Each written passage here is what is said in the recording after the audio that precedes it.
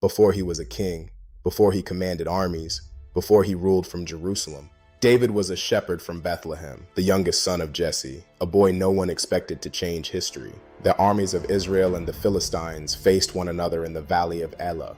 For 40 days, the Philistine champion came forward. His name was Goliath, a giant warrior, armed with bronze armor, a massive spear, and years of battlefield experience. Each day, Goliath mocked Israel. Each day, he challenged Saul's army, and each day, no one answered. Fear spread through the camp. Even King Saul hesitated. Far from the battlefield, David was tending his father's sheep. One day, Jesse sent him to bring food to his brothers who served in Saul's army.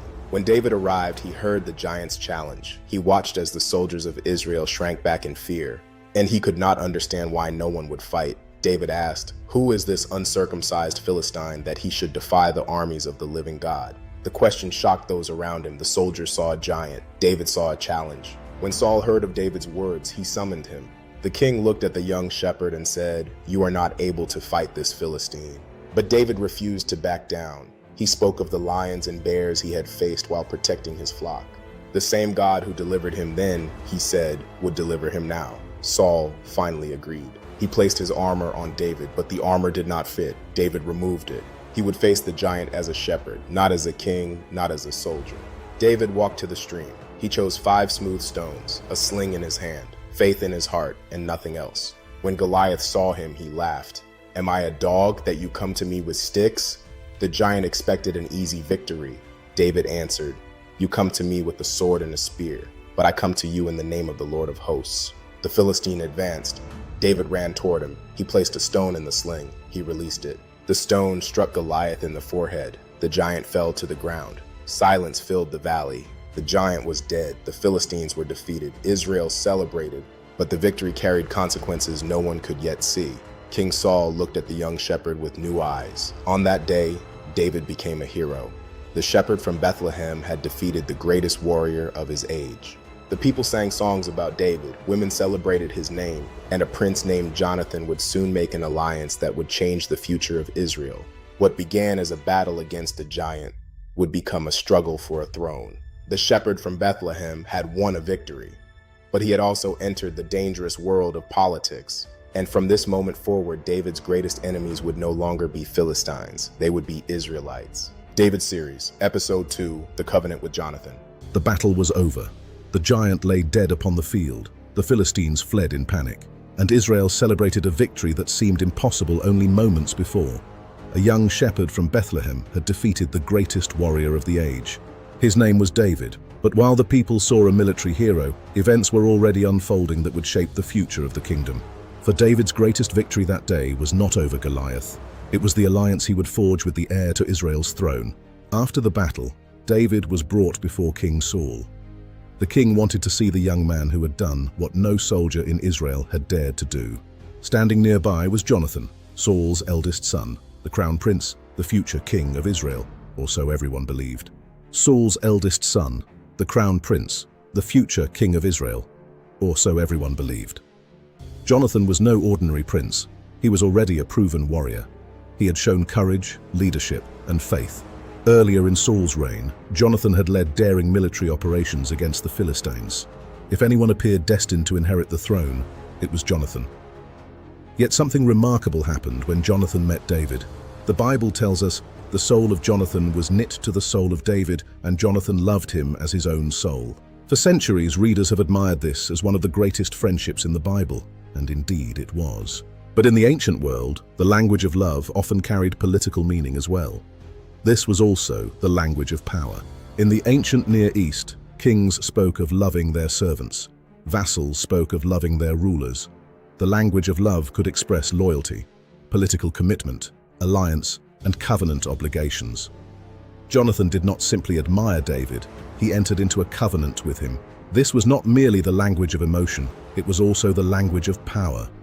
Jonathan did not simply admire David, he entered into a covenant with him, a formal bond, a pledge of loyalty, an agreement that would endure through years of political turmoil and personal danger. Then Jonathan did something extraordinary. He removed his robe and gave it to David. His armor, his sword, his bow, and his belt. To modern readers, these may appear to be gifts between friends. But in the ancient world, these objects carried deep symbolic meaning. The robe represented status. The armor represented military authority. The sword and bow represented power. These were symbols associated with the heir to Israel's throne. Why would the crown prince surrender these symbols to a young shepherd? The Bible never explicitly answers the question. Yet the gesture remains one of the most remarkable moments in the entire David narrative. History was changing. Perhaps Jonathan saw in David the qualities of a future king. Perhaps he recognized that God was doing something new in Israel. Or perhaps he simply understood what others were unwilling to admit. From that moment, David was no longer merely a shepherd from Bethlehem. From that moment, David was no longer merely a shepherd from Bethlehem. He had gained something far more valuable than military glory. He had gained legitimacy, and he had gained it from within the royal family itself. David remained in Saul's service. The king sent him on military missions, and wherever David went, success followed. He defeated Israel's enemies. He inspired the soldiers. He won the admiration of the people. His reputation spread throughout the land. With every victory, David's popularity increased. His name became known in every town and village. The young shepherd was becoming a national hero, and Jonathan remained at his side, supporting him, protecting him, standing beside him, even when doing so would eventually place him in direct conflict with his own father. The covenant would become one of the defining relationships in history. The covenant between Jonathan and David would become one of the defining relationships in the history of Israel. It would survive political intrigue, civil conflict, assassination attempts, and even the collapse of Saul's dynasty. Yet beneath the surface, another story was beginning. For every victory won by David created a new problem for King Saul. The more successful David became, the more dangerous he appeared. The more the people admired him, the more Saul feared him. The seeds of conflict had already been planted. The rise of David was accelerating, and the balance of power within Israel was beginning to shift. The covenant between Jonathan and David marked a turning point. For the first time, a member of Saul's own house had aligned himself with David. Whether Jonathan fully understood the consequences or not, the effect was profound. The future king had found his most important ally. Inside the palace itself, the giant had fallen, the covenant had been made, and the road to the throne had begun. David had gained fame through victory. Now he gained legitimacy through alliance. But success always attracts attention, and attention often breeds suspicion. Soon, King Saul would begin to look upon David with different eyes, no longer as a servant, no longer as a hero, but as a threat. Episode 3, Saul's jealousy. The rise of David continues. David's rise seemed unstoppable. The shepherd from Bethlehem had defeated Goliath. He had won the admiration of the army. He had gained the friendship of Jonathan, the crown prince. And wherever Saul sent him, he succeeded. But success can be dangerous, especially in a royal court. After another victory over the Philistines, the army returned home. The roads were filled with celebration. Musicians played, women danced, the nation rejoiced. Then came a song, a simple song, a song that would change the course of history. The women sang, "Saul has slain his thousands, and David his tens of thousands." The people intended it as praise, but Saul heard something very different. Comparison, competition, a threat. The Bible tells us Saul was very angry. The song touched the deepest fear in the king's heart. For years, Saul had been Israel's deliverer, the first king, the great warrior, the man who united the tribes. Now another man was capturing the imagination of the nation. Saul asked, "They have credited David with tens of thousands, but me with only thousands. What more can he have but the kingdom?" For the first time, Saul connected David's popularity with the throne itself. From that day forward, Saul looked at David with different eyes. Every victory became suspicious. Every success became dangerous. Every cheer from the crowd increased his anxiety. Yet David continued to serve the king faithfully. He fought Israel's enemies. He carried out every mission he was given, and time after time, he returned victorious. The more David succeeded, the more the people admired him. And the more the people admired him, the more Saul feared him. The Bible repeatedly gives the reason: the Lord was with David. Saul saw it, and Saul knew it. This was more than jealousy, more than military rivalry. Saul had already been told by the prophet Samuel that God had rejected his dynasty.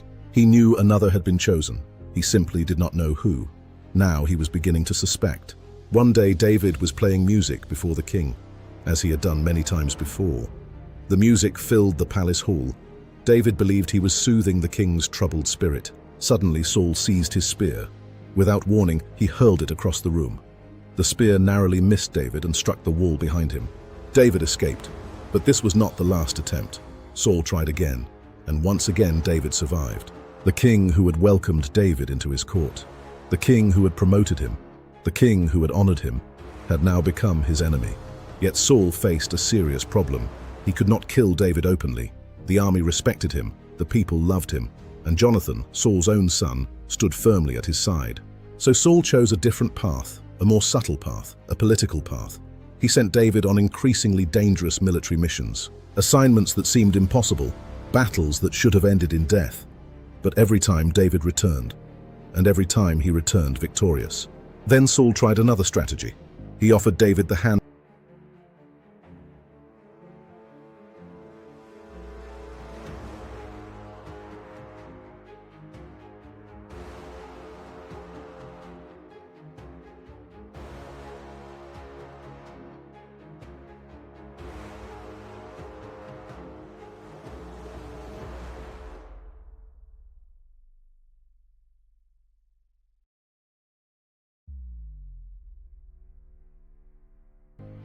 Fear had become obsession.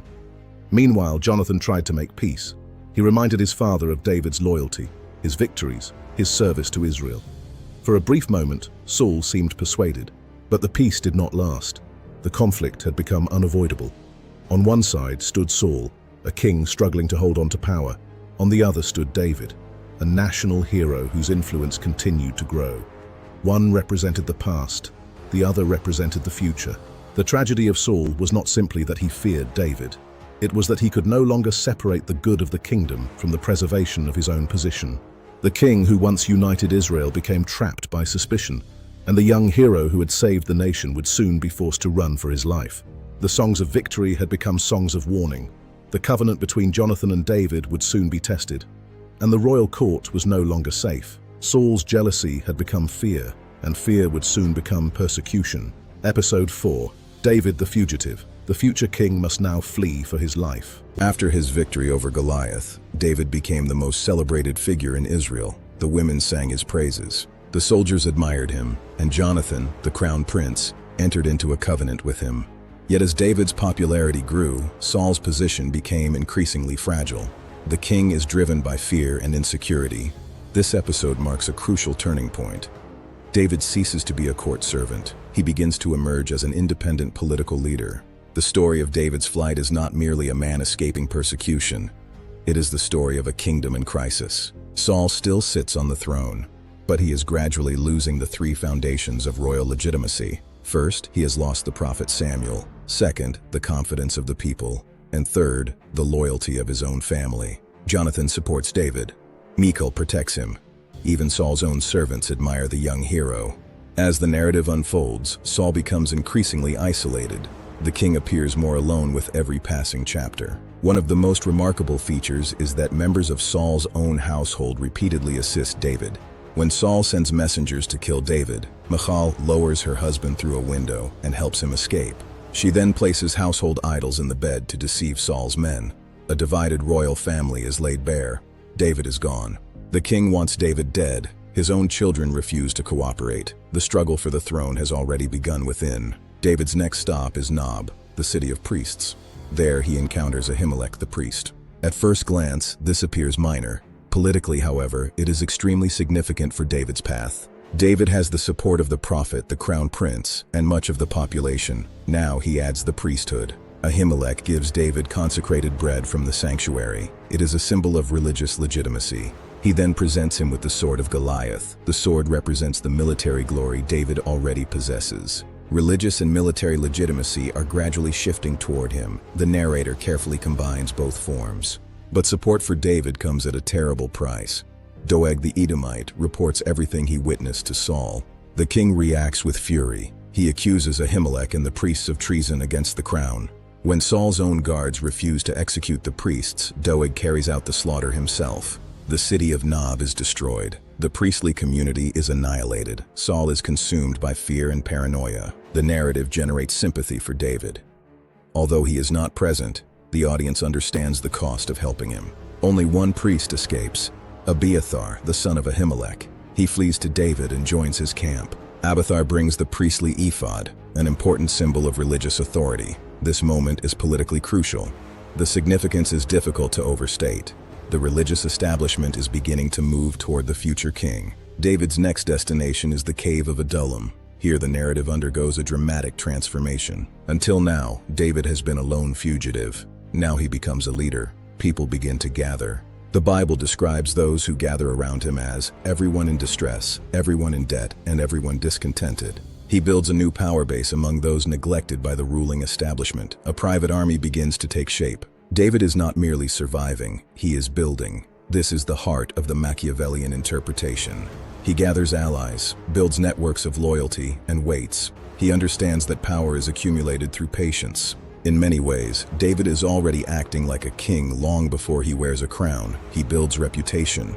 By the end of this episode, two centers of power exist in Israel: the legal king and the fugitive leader. Saul has the palace and the army, but David possesses something equally important: loyalty and divine anointing. David has lost his home and position, yet it is in the wilderness that his kingdom truly begins. Saul remains on the throne, but the future is gathering in the cave of Adullam. The road to the throne becomes shorter. Next episode, David's road to the throne, the death of Saul, civil war, and David's final ascent to become king. The road to the throne was not won on the battlefield. It was won in the wilderness, through alliances, patience, and the downfall of others. Now we see how he becomes king, not through a coup or assassination, but through events that cleared his path. While Saul pursues him, David stops thinking like a fugitive. His camp grows to 600 warriors. Throughout southern Judah, David builds deep relationships with local clans and tribal leaders. The story of Nabal and Abigail reveals David's changing status. He is no longer just a soldier, but a regional strongman enforcing authority. Only Abigail's intervention prevents bloodshed. Later, she becomes his wife, further strengthening David's local political standing. As Saul's pressure intensifies, David makes a surprising decision. He seeks refuge among his enemies, the Philistines. Swai. King Achish of Gath grants him the town of Ziklag.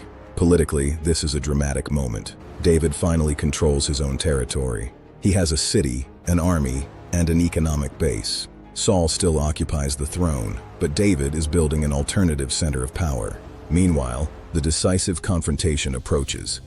Saul finds himself in crisis. Samuel is dead, and the prophets are silent. Sui.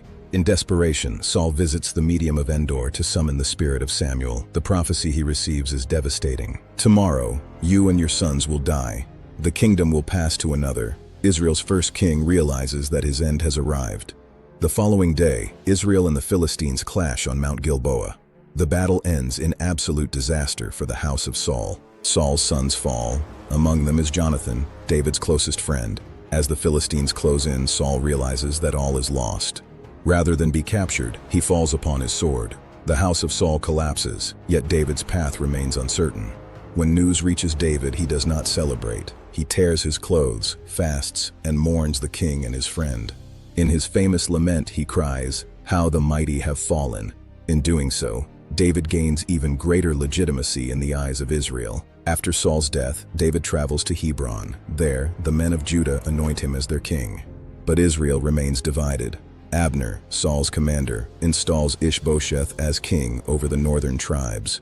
Two centers of power emerge. Over the following years, David grows stronger. Abner, the most powerful man in the north, decides to defect and support David. The path to unity appears open. But then disaster strikes. Joab murders Abner, creating a dangerous political crisis for David. Once again, David publicly distances himself from the violence. The people become convinced that David was not responsible. Without Abner, Ishbosheth's kingdom collapses. Two commanders assassinate him while he sleeps and bring his head to David. Instead of a reward, David executes them. The message is clear: David will not accept a throne delivered through assassination. Now there is no heir left from Saul's house. The elders of Israel come to Hebron to acknowledge David as their true leader. After years of exile and war, they anoint him king over all Israel. David finally achieves his goal of a united kingdom. David rarely strikes directly at his enemies, yet one by one, his rivals disappear. Saul, Abner, and Ishbosheth fall. The narrator presents this as divine will, but behind it we see strategy, patience, and the accumulation of power. The shepherd from Bethlehem, the fugitive from the wilderness, the warlord of Ziklag, has finally become the king of Israel. Next episode, David and Bathsheba. It was spring, the season when kings went to war. Israel's armies marched into battle, but David remained in Jerusalem. One evening, the king rose from his bed and walked upon the roof of his palace. Below him lay the city he ruled, peaceful, silent, unaware. Then David saw her, a woman bathing, and the woman was very beautiful. David asked a simple question: who is she? The answer should have ended the story. She is Bathsheba, daughter of Eliam, the wife of Uriah the Hittite. David now knew exactly who she was, and exactly who her husband was. Yet the king sent messengers, and Bathsheba came to the palace. In that moment, everything changed. A decision made in private would shape the future of a kingdom. Great kingdoms do not always fall in battle. Sometimes they begin to fall with a single glance. Political Bible, David and Bathsheba, one glance that changed the kingdom. Bathsheba sent a message to the king. 3 simple words changed everything. I am pregnant. I am with child. David immediately understood the danger. Bathsheba's husband, Uriah the Hittite, was still fighting on the battlefield. Send Uriah to me. Bring him from the battlefield. Uriah returned from the war and stood before the king. How is Joab? How are the soldiers? How goes the war? The war continues, my king. The men fight with honor. After speaking with him, David gave a simple instruction. Go home, rest and spend time with your wife. You have earned this peace. But Uriah did not go home. Instead, he slept with the king's servants. Why did you not return to your house? Was the journey not long enough? The ark, Israel and Judah remain intense. My commander Joab and my fellow soldiers are in the field. How can I go home? I will not do such a thing. My life belongs to the field with my brothers. Uriah's loyalty only made David's problem worse. The next day, David tried again. He invited Uriah to a royal banquet. The king gave him wine. Yet even then, Uriah refused to go home. He remained steadfast. Now David made a dark decision. The king wrote a secret message to Joab. Place Uriah in the front lines of the fiercest battle, then withdraw from him. Let him be struck down and die. What happened next is one of the Bible's greatest tragedies. Uriah carried the letter himself, unaware that it contained his own death sentence. Joab received the king's command and obeyed. The fighting intensified. Uriah was placed where the danger was greatest, and Uriah the Hittite fell in battle. News of the battle reached the king. Do not let this trouble you. The sword devours one man as well as another. Uriah was dead. The secret appeared safe. Or so David believed. But someone knew the truth. Someone the king could not silence. The king thought the story was over. Heaven had other plans. Uriah was dead. Bathsheba had become David's wife. The king believed the crisis was over. But the Lord sent Nathan the prophet to Jerusalem. Nathan did not arrive with soldiers. He came with a story. My king, I wish to tell you about 2 men. One man was rich and the other was poor. One man was rich. He possessed many sheep and cattle. The other was poor. He owned only one little ewe lamb. It was all he had. The lamb grew up with his family. It ate from his table. It drank from his cup. It was like a daughter to him, a single, precious life in his care. One day, a traveler came to visit the rich man, but the rich man refused to take one of his own sheep. Instead, he took the poor man's lamb, and he prepared it for his guest. The innocent was sacrificed. That man deserves to die. He has shown no mercy. He shall repay 4-fold for what he has done. Justice shall be served. Nathan waited. Then he spoke the words that would shake a kingdom. You are the man. You have judged yourself. In an instant, the story became a mirror. David saw his own reflection in the parable. The Lord gave you a kingdom. He gave you victories. He gave you honor. Yet you took the wife of another man, and Uriah the Hittite was killed by the sword. The king who judged another man had unknowingly judged himself. I have sinned against the Lord. My heart is heavy with guilt. The prophet's mission was complete. The truth had been spoken. David had conquered giants. He had defeated kings.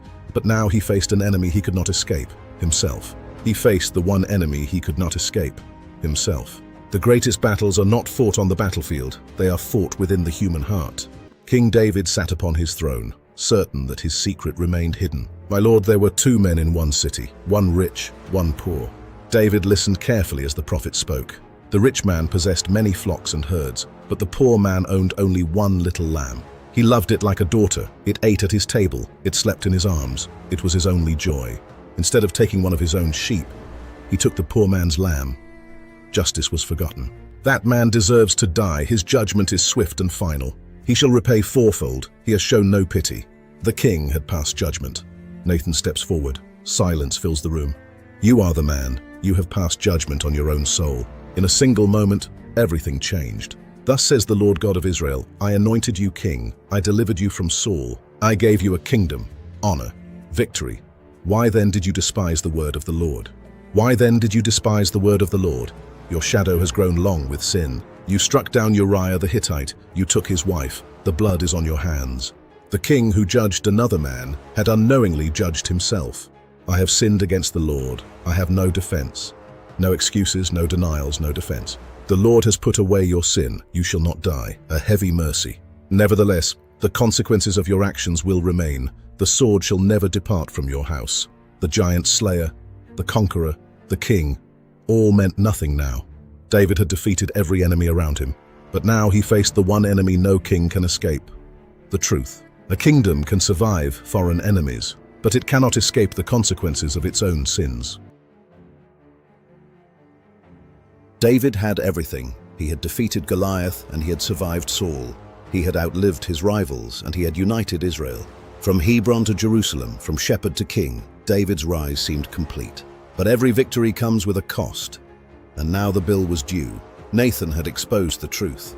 The king who judged the rich man in the prophet's story had unknowingly judged himself. You are the man, the words echoed through the palace. For the first time, David could no longer hide behind power, success, or royal authority.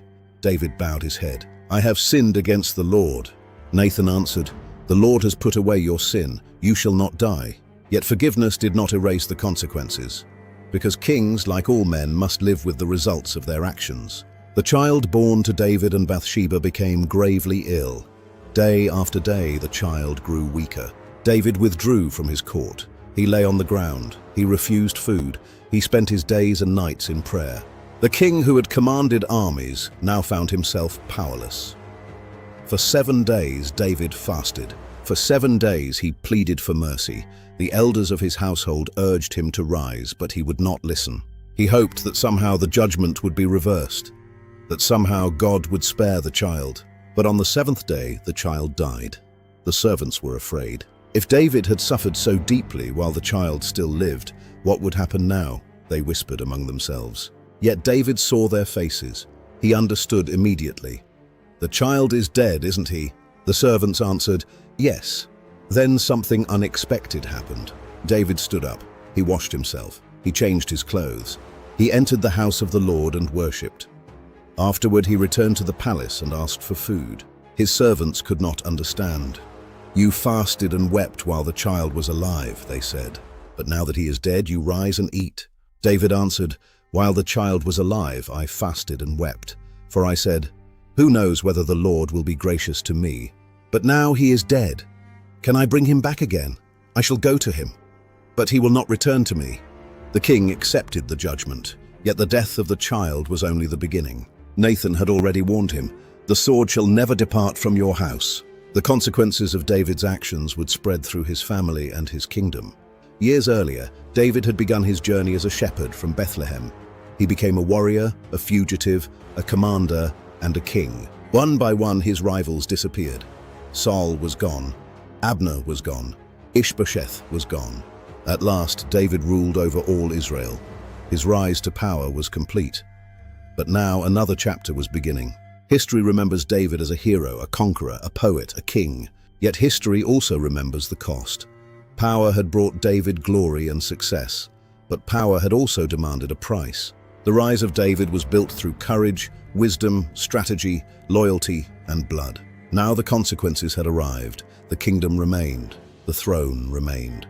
But peace would never fully return to the house of David. The price of kingship had begun.